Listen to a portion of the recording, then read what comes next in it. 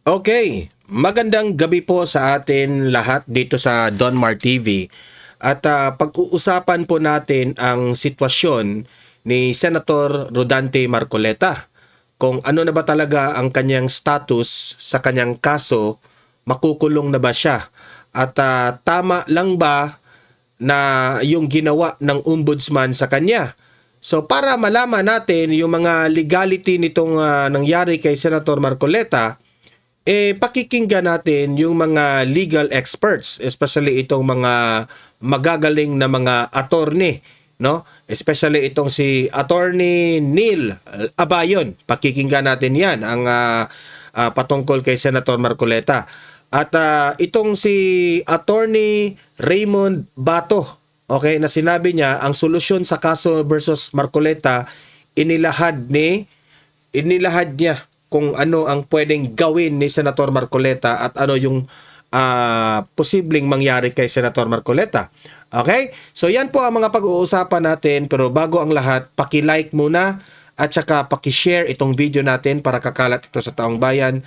Sa mga hindi pa nakasubscribe dito sa Donmar TV, mag-subscribe na po kayo kasi libre lang po ang mag-subscribe dito sa ating channel sa YouTube. Walang bayad yan. Updated pa kayo sa mga breaking news at sa mga maiinit na balita na inilahad natin araw-araw. Okay? O, ito, unahin muna natin itong si Attorney Raymond Bato sa sitwasyon po ni Senator Marcoleta. Ito po, pakinggan natin. So, ang mangyayari niyan is that surrender sila, kulong muna siya, then file a motion to quash. Of course, the prosecution would also fight it out. No, it is not quashable. So, kailangan po, meron talagang matibay na reason sa pag-file the motion to quash para ma-immediately resolve. Yan ang pinakamabilis, no? And I think it may be resolved opinion ko lang to, siguro in a month's time. Pero tatakbo na ang impeachment proceedings ni BP Inday. Marami na siyang hindi na masalihan doon. Now, another remedy... ano niya dito, ang concern niya dito, makakadalo ba si Senator Marcoleta sa impeachment trial ni VP Sara? Kasi importante na nandiyan po si Senator Marcoleta para maipaliwanag ng technicalities ni Marcoleta sa taong bayan. Kasi she is only one of the senator judges. Okay? Alam naman natin kapag nandiyan si Senator Marcoleta, talagang susuriin niya ng mabuti kung ano yung mali at tama during the impeachment trial. Okay? So sabi ni Attorney Raymond Bato ay posibleng merong chance na some of the hearings ay wala po si Senator Marcoleta. At kung ano man ang magiging mangyari ay late na makapagdalo itong si Senator Marcoleta. Yan ba ang ibig niyang sabihin dito? Nagawa yung iba is that pag once na na-arrest na or nag-surrender, mag-file sila na tatawag na petition for bail. Matagal yan. Kasi kung mag-file sila ng petition for bail, mag-hearing. You have to present evidence. Ang prosecution will be presenting evidence. And magko-cross-examine, parang nagkaroon ng trial proceeding ba for purposes of determination on whether or not i-grant ang bail. Take note that even if it is a non-bailable offense, when the evidence of guilt is not strong, the accused may file a petition for bail. Ibig sabihin, hindi na siya mandatory or a matter of right. It is now a matter of discretion by the court whether to grant it. Yan. So, malinaw yun malinaw yun. Ayan. Simulan natin sa umpisa. Actually, na-file na kanina po, no? At ang sinabi dito, basahin ko lang itong statement ng Office of the Ombudsman after ng filing. Ang sabi dito kasi, the evidence includes 3 cash donations totaling to 75 million pesos undeclared in Senator Sal-en and campaign finance report. This leaves our office no discretion to look away. Okay? The senator has publicly confirmed receiving money and they can be stipulated on the onset of trial. What remains question is next dito, ang sinabi din niya, nag-mention din daw ng termino itong si Senador Marcoleta na utang na loob. Pero para sa kaalaman ng lahat, para mahimay natin, sa plunder law, ano ba yung mga paglabag, no, na maikukonsidera na plunder, attorney? Yes, ganito po yan. Ang plunder law natin under Republic Act 7080, no, it is committed kasi when ang public officer nag-accumulate, no, nag-amass siya ng ill-gotten wealth amounting to at least 50 million, no, through a combination or series of overt criminal acts. So kung titingnan natin yung 75 million na donation sa kanya, pumasok doon sa threshold na 50 million. Pero yung 50 million na amount is very important, no? Pero threshold lang yan siya ng ating plunder law, no?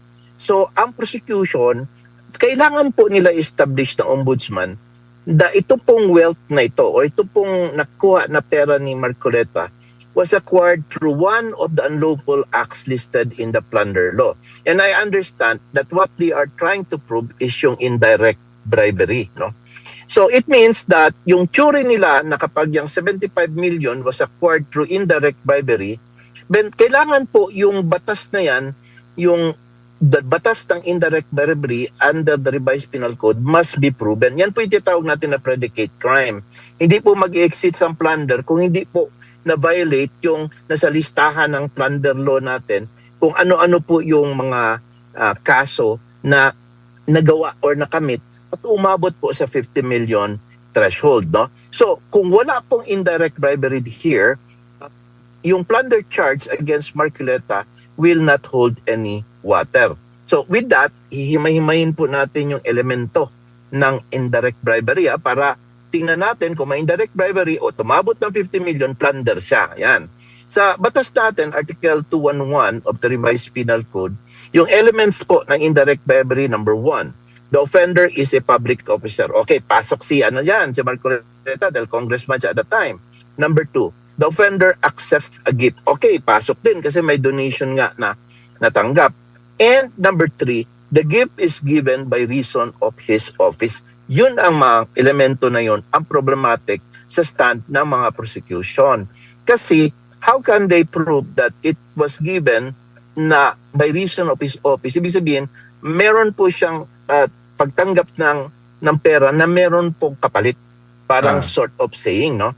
Because the gift must be given by reason of this office. Di nila Ito pong lahat ng mapapatunayan element yan. na ito must concur. Kapag isa ay wala nito, then the crime does not exist. Kung walang indirect bribery, wala pong plunder case. No? Correct. So ano po ba ibig sabihin ng by reason of his office, Admar? Yung by reason of his office means that the public office itself must be the reason why the gift was given. Dahil congressman siya, binigyan siya at yun pong posisyon niya doon as a congressman, meron po siyang, yung nagbigay is may mapatanggap po siya na benefit from that is the meaning ng by reason of his office. The office must be the legal cause of the transfer. Yan po yung heart, no, of indirect bribery. Without this element, the law cannot punish the acceptance of the gift under the revised penal code, Article 211. So hindi nagtatapos doon sa pagtanggap. Hindi. Dapat merong pagtanggap tapos merong matatanggap yung nagbigay ng Yes. in return doon sa Yes. pagbibigay mo ng Yes po. And it's clear, walang namang natatanggap na in return si Senator Marcoleta. Kasi ang nangyari niyan is I mean, wala silang, yung mga nag-donor ba, yung mga nag-donate, wala silang natatanggap in return. Kasi tinulungan nga nila si Marcoleta. binigay dahil congressman ka. At dahil noon is that meron akong ma-expect na ma-receive sa'yo. So actually, napanood ko yung statement ni Clabano, yung spokesperson, na this is the first time na yung private funds, no? Kasi they are trying to say conflict of interest, no? So ibig sabihin, parang nabebend na naman ang law sa pag-i-interpret nito. Remember, yung campaign funds po are given by reason of candidacy. Hindi po siya given by reason of the office. Correct. Campaign contributions are fundamentally different, no? Ito ay binigay po to support election activities, no? Ang purpose is to fund advertisement, rallies, Correct. campaign logistics, and other lawful political activities, no? So, the reason for the donation is in fact not the office na congressman siya. The reason is the campaign. Paano magkaroon ng plunder niyan? So since the money is given because the person is running for office or seeking re-election, so this makes the transaction electoral in character. Kaya nga, nung nag-decision ng COMELEC on this point, and wala naman nakitang violation, dapat na respeto na po ng ombudsman yon. So ibig sabihin, the third element here has failed, no? And because this is truly campaign money po, Admar. Opo, kumbaga So ang isa sa mga elemento sa plunder, mahihirapan talaga ang prosecutors dito. parang wala din siyang mali siya kasi nagbayad pa ng donor's tax.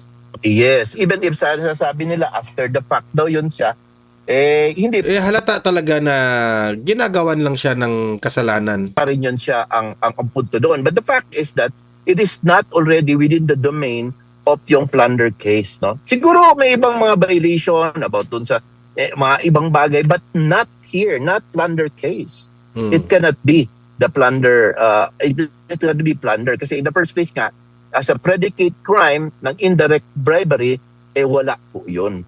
Pero, attorney, once ba na nailabas na ng Sandigan Bayan ang kaso or naipausad na doon sa, ng ombudsman papunta sa Sandigan Bayan, nag-file na doon sa Sandigan Bayan, automatic ba na may warrant na yan? No. Ito maganda ngayon sa ating rules of criminal procedure, which I behoove the Sandigan Bayan to take into consideration. You see, before the issuance of a warrant of arrest, the Sandigan Bayan is required to determine whether or not there is a probable cause to issue it. Now, it can motu proprio dismiss the case upon finding na ang criminal information is defective and there is no reason for the issuance of a warrant of arrest kasi nga walang probable cause for plunder. Hindi po yan siya motu proprio. Although, 95% all the time, kapag may pinail po ang DOJ, for example, sa regular courts, no, sa aming experience, is that issue kagad yan ng warrant of arrest. Parang, okay, the clerk of court, parang it's a ministerial process na nangyayari, no? Diyan, papabayaan na lang po mag-file na motion to quash later on ang defense and everything. But here, it has reached a certain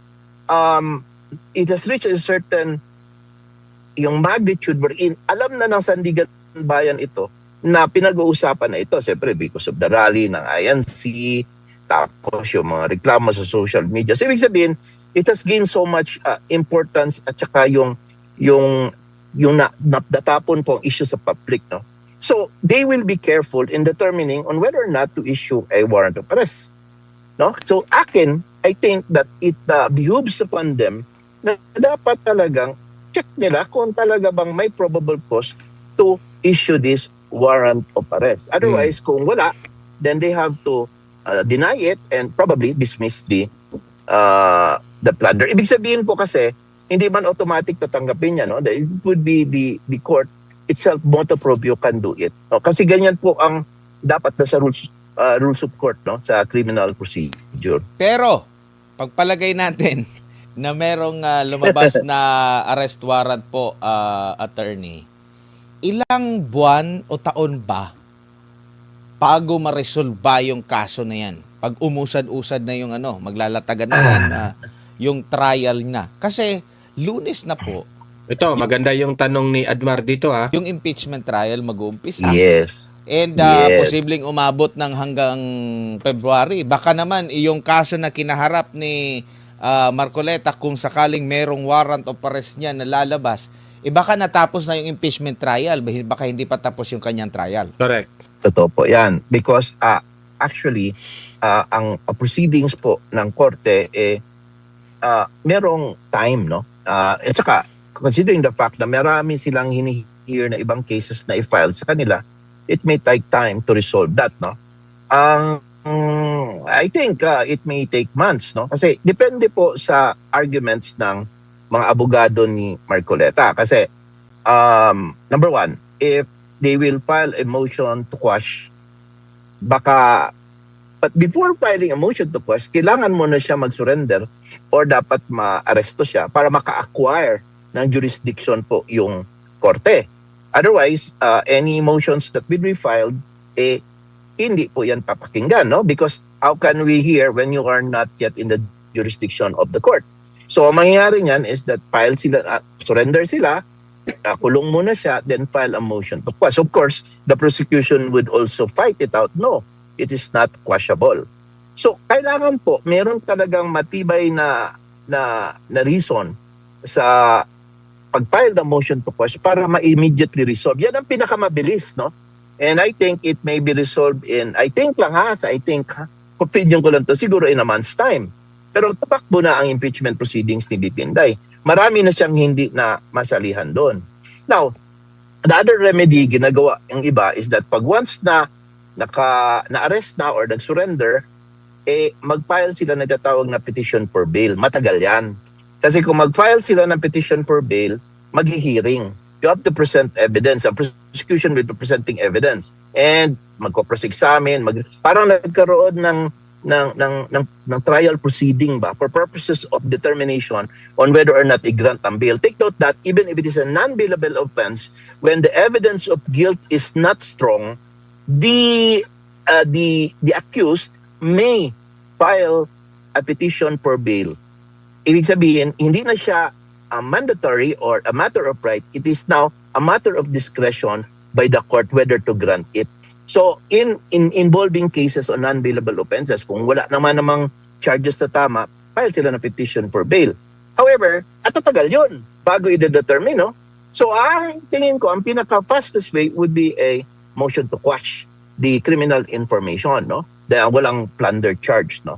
And that would take about a month's time or pinakamabilis yun para to resolve. Kaya nga sabi ko, muna yung kaso na hindi siya makapag-participate. Pero kailan pa yung eleksyon? Kailan pa yung mismong kampanya? 2025, no? 2024, 2025. Yes. Pero yes, after na nagkaroon ng mga kontrobersya, napansin ng ating mga kababayan na saglit lang, bakit yung mga kritiko merong mga sa Bisaya pa naiapan nga nakita, attorney? That's how this administration works right now.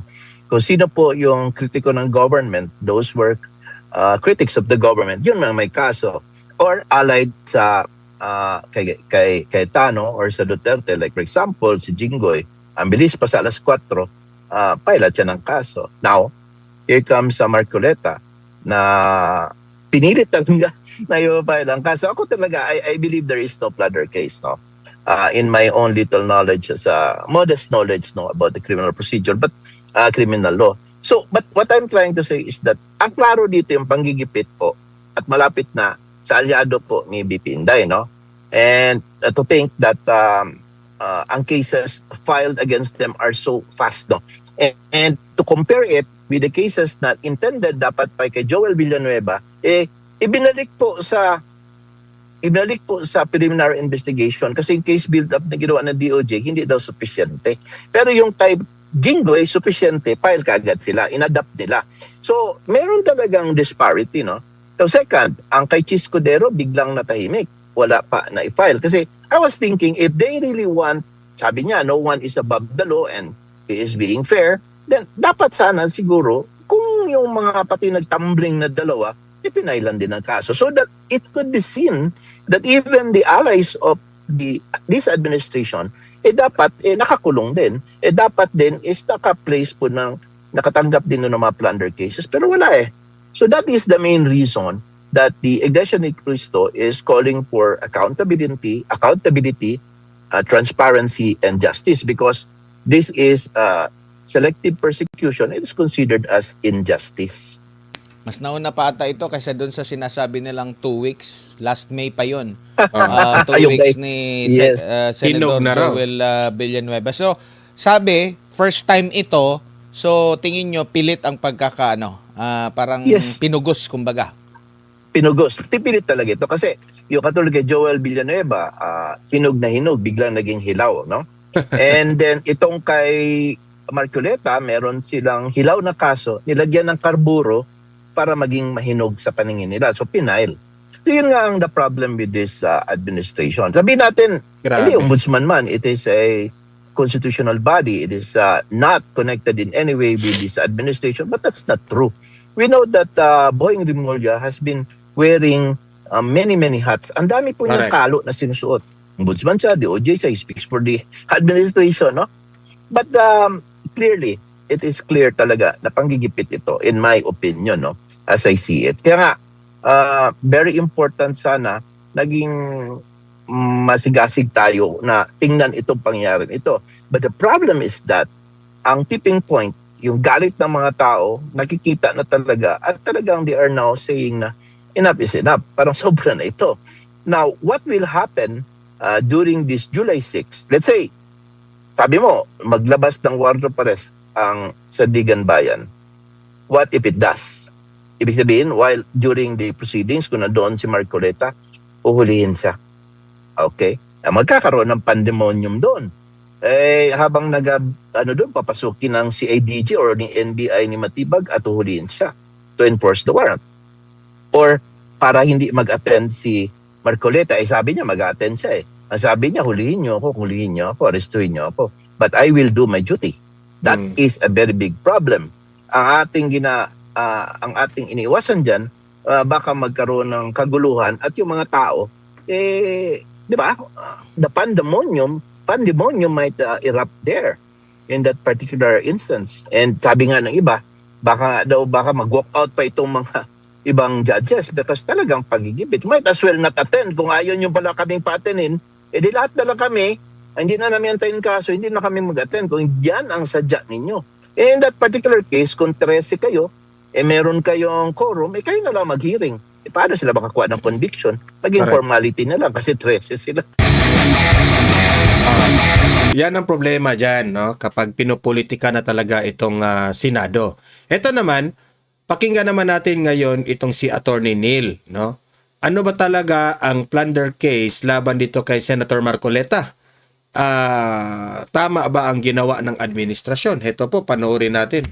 Okay, so pag-usapan po natin yung plunder case na ifa-file daw po very soon against Senator Marcoleta according to the Ombudsman as of today po, July 2, 2026. So for today po, unang-una explain ko sa inyo kung ano ba talaga yung plunder, ano yung legal basis ng possible case na ifa-file po based on all the statements ng Ombudsman and other news articles po na nabasa ko regarding or related to this issue.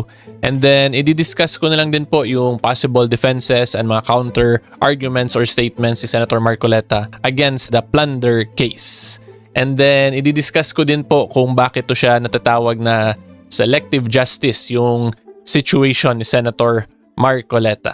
Okay, so good day po to all of you, my fellow taong bayan, mga kasimor, at yan po ang discussion natin for today.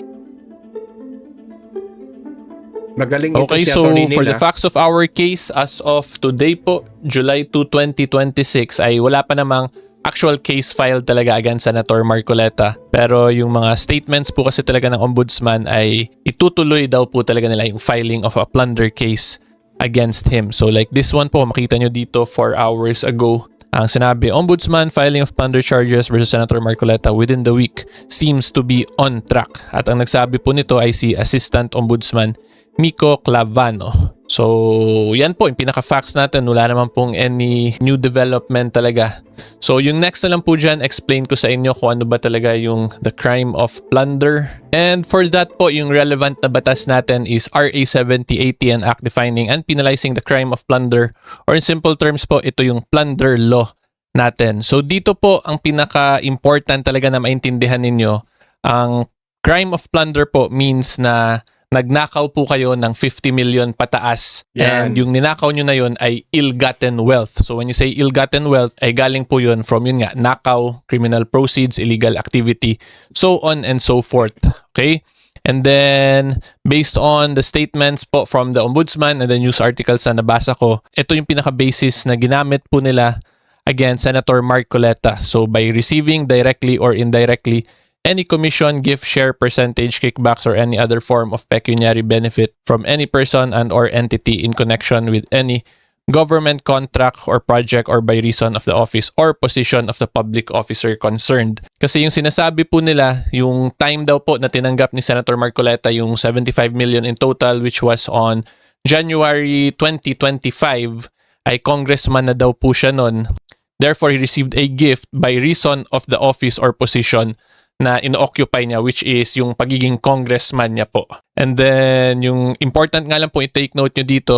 So, this is under section 1D po, number 2. Then, if we go here po kasi to section 2, definition of the crime of plunder, ito po yung sinabi ko, yung 50 million pataas. Magre-refer po talaga yan, ito, through a combination or series of overt or criminal acts as described in section 1D. So, yung section 1D is itong definition ng ill-gotten wealth. So, yung pinaka-point ko lang po, kaya ako inulit-ulit, para mag-gets nyo na in the crime of plunder, kailangan talaga clearly mapakita na ill-gotten yung natanggap na pera ng akusado in that case. Kung hindi po ito ma-establish ng prosecution na ill-gotten, ay hindi po yun siya magiging plunder na kaso. Okay, so yan lang po ang importanteng maintindihan nyo talaga as to the crime of plunder. Again, kung gusto nyo po basahin, section 1D, number 2, ito yung pinaka-basis ng na gagamitin, possible gagamitin po against Senator Marcoleta. Again, based lang po to on the public statements na ginagawa nila kasi wala naman po akong actual copy dun sa preliminary investigation records. Hindi ko po actually nabasa yon. So nagbe-base lang po tayo from actual press releases, press statements, and mga public statements ng ombudsman. Okay, so ngayon, ang next question dyan, sapat ba talaga based on the statements si Senator Marcoleta, yung sinasabi niya publicly na nakatanggap siya from private individuals, sapat ba yung ganun para ma-filean po talaga siya ng kasong plunder? Yan. Dito natin malalaman kung okay, so before po natin tama sagutin yan directly, ng explain ko po muna sa inyo yung rules of procedure ng ombudsman para mag-gets nyo talaga kung ano ba yung preliminary investigation, ano yung evidentiary requirement niyan. At pag maintindihan nyo kasi, dun nyo mas masasabi nyo rin po sa sarili nyo kung sapat ba yung basihan para matuloy-tuloy or magtuloy-tuloy po into the filing of a plunder case talaga against Senator Marcoleta. So this is Administrative Order number 7 po, Rules of Procedure of the Office of the Ombudsman. And then pupunta lang po tayo niyan sa Rule 2, Procedure in Criminal Cases, Section 4 to be specific. So kung makita nyo dito, the preliminary investigation of cases falling under the jurisdiction of Sandigan Bayan and RTC shall be conducted in the manner prescribed in Section 3, Rule 112 of the Rules of Court. So in simple terms po, susundin yung Section 3, Rule 112 ng Rules of Court pag preliminary investigation sa ombudsman ang pinapag-usapan. Basta ang may jurisdiction sa kaso is the Sandigan Bayan or RTC. So yung kaso po ni Senator Marcoleta, Sandigan Bayan po yung may jurisdiction nun, yung potential case po na ifa-file against him. Okay, so ngayon, punta po tayo dito sa Section 3, Rule 112. So recently po kasi pinataas yan ng DOJ yung evidentiary requirements sa preliminary investigation. So there was a case filed against that DOJ circular. Ito yung Meking versus Remulla na case. So yung Remulla dito or in that case is actually Ombudsman Remulla when he was still the Department of Justice Secretary. So kung makita po ninyo dun sa case na yun, ang decision ng Supreme Court, they upheld the validity of DOJ rules raising standards of proof in preliminary investigation.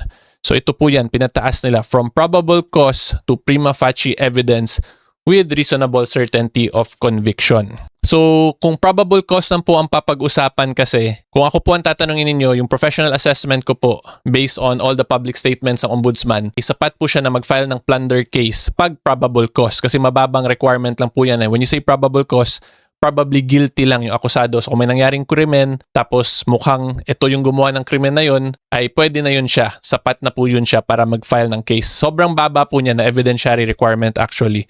Compared to ngayon na pinataasan nila na prima facie evidence with reasonable certainty of conviction. So when you say prima facie evidence with reasonable certainty of conviction, ang ibig sabihin po niyan, kung yung ebidensya po na ipepresent ng prosecutors ay hindi makontra, hindi makontradict ng accused, ay sapat siya para magtuloy-tuloy talaga into a conviction yung kaso. Okay? So again, to differentiate probable cause, kung ako po tatanungin nyo, pag probable cause pinapag-usapan, pwede nila filean si Senator Marcoleta. Pero pag prima facie evidence with reasonable certainty of conviction, hindi po ako convinced na pwede siya filean. And then dito po kung makita rin nyo, ito, in 2024 through AM number, yan, basahin nyo lang po, the SC also ordered the repeal of provisions in Rule 112 which are inconsistent with the DOJ rules to harmonize them. So since pinalitan na itong Rule 112 para pumasok dito sa prima facie evidence with reasonable certainty of conviction, ito na rin ngayon yung basihan ng ombudsman sa mga investigation nila. Okay, so ina-emphasize ko lang po talaga yan, yung difference ng probable cause from reasonable certainty kasi magkaiba po yan. Mas mataas nga yung reasonable certainty of conviction. Okay, so ngayon po explain ko sa inyo kung bakit tingin ko pag dun sa prima facie evidence with reasonable certainty of conviction ay hindi sapat based lang po sa public statements ng ombudsman kasi hindi ko naman po nakikita yung actual complaint or yung preliminary investigation documents na final against Senator Marcoleta. So going back, based po on the public statements of the Ombudsman, explain ko po sa inyo kung bakit tingin ko hindi siya sapat para ma-reach yung reasonable certainty of conviction na evidentiary threshold. So break lang po muna tayo mga kataong bayan Seymour kasi gusto ko lang po pasalamatan kayong lahat. We have recently crossed po 450,000 sub. You can consider sa /Maritesa clearly na-establish itong ill-gotten wealth na essential element for the crime of plunder. Kasi based po on all the statements ng ombudsman, yung mga press releases nila, ang sinasabi nilang basihan palagi is the statement ni Senator Marcoleta himself dun daw sa program niya. So in his program ni Senator Marcoleta, pinakinggan ko rin po yun, ang sinasabi naman niya, tinanggap niya yung pera na yun because it was a campaign donation. Tapos kung titingnan din po natin yung timeline nung natanggap niya yung pera, January 2025 po niya natanggap yun. And then come February 2025, magsa-start na kasi yung official campaign season talaga for the national elections back then. So kung makita ninyo, pwede naman or reasonable naman yung time frame na posible po talaga gabitin yun sa campaign considering January tapos the very next month ay may campaign season na agad. So kung let's say tinanggap po yung pera or binigay po yung pera kay Senator Marcoleta, sabihin natin binigay sa kanya 2023, 2 years before the campaign, pag dun po medyo mukhang malabo yun na ma-justify na for campaign purposes kasi sobrang layo po nung time frame, nung time na tinanggap from the campaign. Diba? So pag ganun po yung timelines, I would agree with the ombudsman there na pwede yun siya pumasok na by reason of the office yun ni Senator Marcoleta as a congressman kaya siya binigyan ng pera. Pero since in this case nga po, January natanggap ni Senator Marcoleta tapos February campaign, tingin ko naman po pwede yun siya i-argue based on the test of reasonableness lang na yung tinanggap po talaga niyang pera ay for campaign purposes at hindi yun by reason of his office na congressman siya. And then, i-reiterate ko lang din po pala yung ill-gotten wealth na essential element. Hindi po kasi porket bigyan mo lang yung politiko ay automatic ill-gotten agad yun. Hindi po ganun yung presumption ng batas niyan. So, kailangan din po yun clearly mapakita na ill-gotten talaga yung tinanggap na pera ni Senator Marcoleta. Meaning, galing yun siya. Itong si attorney, parang parang neutral ang kanyang stand the way siya mag-vlog. Pero kung tayo po ang pakokomentahan dyan sa wala talagang ill-gotten wealth. Obvious talaga. 'Di ba? At lahat na, hindi naman yun nakaw. Obvious naman yun. Donation naman yun. Talagang binigyan lang siya ng mali siya tapos kinasuhan talaga. From nakaw or from criminal actions. Kung titingnan lang po natin yung mga isa sa donors siya, si former Congressman Mike Defensor and then some business people. Hindi naman po porket former congressman si Congressman Mike Defensor automatic ill-gotten na agad yun pag siya yung magbigay. Diba yung presumption yun actually is legitimate yung pera na yun kasi hindi po pwede yun na mag-presume tayo na basta may binigay na donation sa isang politiko ay yung presumption nakaw agad yung source. Hindi po ganun yun. Diba? So kung ako tatanungin based on all the statements lang po ay hindi rin clearly napakita na ill-gotten wealth. From there pa lang po hindi clearly established yung ill-gotten wealth tapos hindi rin clearly na-establish yung by reason of the office kaya tinanggap ni Senator Marcoleta or binigay kay Senator Marcoleta yung pera. Therefore, yun nga po, like what I've stated, hindi siya sapat kung ako po ang tatanungin ninyo. That is my humble and very respectful opinion. This is with all due respect po to Ombudsman Remulla and all the Ombudsman investigators kasi mataas pong evidentiary requirement talaga yung prima facie evidence with reasonable certainty of conviction. Okay, so ngayon po i-discuss naman natin kung bakit to siya posibleng natatawag as selective justice ng iilang mga political observer. Ito na ha. Dito natin malalaman kung selective justice ba ang naganap dito kay Marcoleta. Katulad ko po kasi yun din yung personal point of view ko considering all the circumstances and the timing ng mga developments and events regarding the case of Senator Marcoleta and other senators. Okay, so yung una ko pong observation kasi, di ba during the issue dun sa Senate, si Senator Cayetano, repeatedly sinasabi niya na pinipressure ng kaso yung mga iilang senators para mag-switch ng side. So eventually, alam naman po natin, may dalawang senators nag-switch ng side from the Cayetano block to the Gatchalian block. Right. Kaya naging 13 na ngayon, sila Joel, SP Gatchalian. Tapos, yung mga nag-switch dun sa kabilang side, yung isa doon, ang sinabi ng ombudsman, yung last statement nila ay babalik ulit for a new preliminary investigation kasi hindi daw sila happy doon sa findings ng DOJ na preliminary investigation.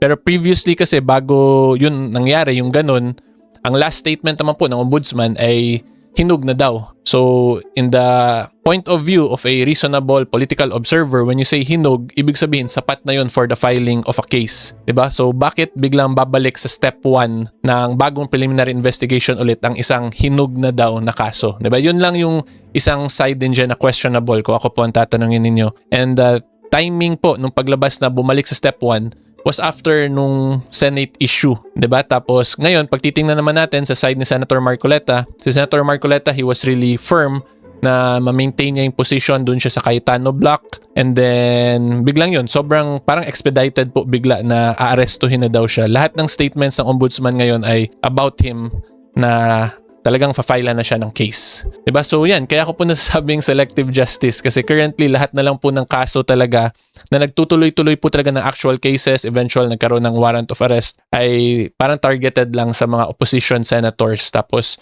sa kabila, walang kaso miski isa, kahit sino dun sa kanila. Tapos may dalawa dun na bago na may mga kaso din daw. Ngayon mukhang walang kaso na. So yan lang naman yung observation ko, 'di ba? Wait na lang din, tingnan natin. Obvious yung side ni attorney na meron siyang mga nakitang inconsistencies doon. Paano yan? Obvious na obvious yung kay Cheese at kay Joel. Baka a few weeks later mag-iba yung actions ng ombudsman tapos ituloy din nila yung filing of cases against kay Senator Escudero and Senator Villanueva. Pero currently kasi parang parang lumayo na yung Correct. kaso. Yun yung observation ko lang. And it is most likely for that reason po kaya rin siya natatawag as political persecution or selective Yan. justice because of the timelines lang and the timings ng mga chain of events. Correct. And hindi naman to because gusto lang namin or gusto ko lang mag-create ng intrigue or controversy, but I am just actually basing it on actual statements ni Correct. ombudsman plus the eventual actions din po ng office nila. So, yan lang po ang masasabi ko as to this issue. At the end of the day, kung let's say filean po talaga ng kaso si Senator Marcoleta ng ombudsman, ituloy-tuloy talaga nila to a plunder case. Kasi of course, may ibang legal position din naman yung ombudsman. From my point of view, baka isip nila may prima facie evidence with reasonable certainty of conviction, then prerogative po yun ng ombudsman. So, I am assuming naman kung umabot talaga sa ganun, ay prepared naman to sila Senator Marcoleta because he is a lawyer and nag-practice din naman po yan siya. So, he is well versed in rules of procedure naman po Correct. and in criminal law. So, alam niya yan, depensahan yung sarili niya for sure. Plus, yung legal team niya. Yung only dilemma lang po talaga dito is because yung plunder kasi is case kung saan discretionary yung bail. Hindi ka pwede basta-basta mag-bail dyan. Kailangan mo pa Kaya pinili talaga nila yung plunder. petition. Pero hindi na sana aabot sa ganung stage na mag-petition for bail kung na-address na dun pa lang sa preliminary investigation stage. Okay, so yan lang po ang masasabi ko as to this issue. Ayan so malinaw ang explanation ni Attorney Neil Abayo, no? So kayo mga nandito ngayon na nakinig ay mag-comment po kayo, no? At importanteng marinig natin ang inyong mga opinion. Ilatag nyo yan at babasahin natin yan sa comment section. Paki-like, paki-share na lang dito sa ating vlog natin para makatulong naman tayo na kakalat ito sa taong bayan. At saka sa mga hindi pa nakasubscribe dito sa Donmar TV, subscribe na po kayo, okay? See you in my next video. Have a great day, have a great night. God bless po sa ating lahat. Mabuhay ang Pilipinas and God save the Philippines.